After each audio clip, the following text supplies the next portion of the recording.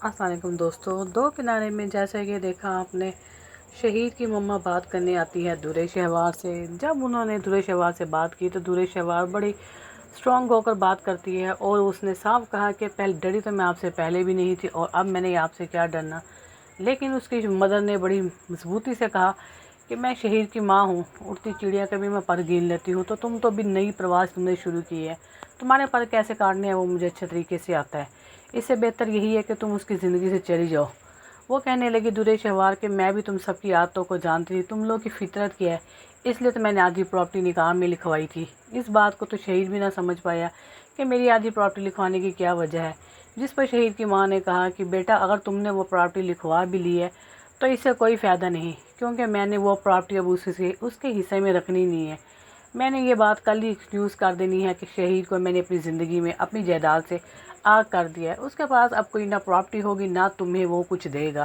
اب تم بہت جلد سڑکوں پہ آ جاؤ گی اور بھیک مانگو گی۔ یہ بات سن کر ایک دم سے درے شہوار کے ہوش تو اڑ جاتے ہیں، لیکن پھر بھی وہ اس بات کو یہی سمجھتی ہے کہ یہ ان کی نئی چالاکی ہے۔ شہید ملنے آتا ہے اور کہتا ہے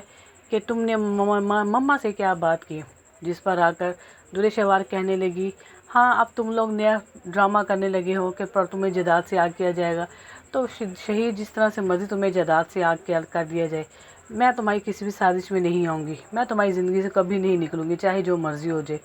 شہید ایک دم سے چونک پڑتا ہے، لیکن درے شہوار نے اس ٹائم دونوں فیملیوں میں بہت زیادہ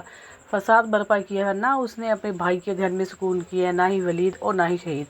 ان سب کے درمیان میں اس نے بڑا فساد برپا کیا ہے، اپنے بھائی کی زندگی بھی اسی طریقے سے وہ خراب کر رہا ہے۔ تو دوستو کیا درے شہوار کا بھی اسی طریقے سے کیا زندگی خراب ہوگی جس طرح سے اس نے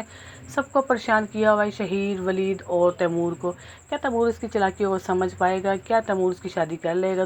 اس کے کہنے پر؟ ان سب باتوں کو اپنی رائے سے اظہار کیجیے گا۔ ڈرامہ پسند آئے تو میرے چینل کو لائک کریں، سبسکرائب کریں، اور جو میرے چینل پر نئے ہیں وہ میرے چینل کو لازمی سبسکرائب کریں۔ زیادہ تر ملتے ہیں نیو ایپیسوڈ میں۔ اوکے جی، تھینک یو، اللہ حافظ۔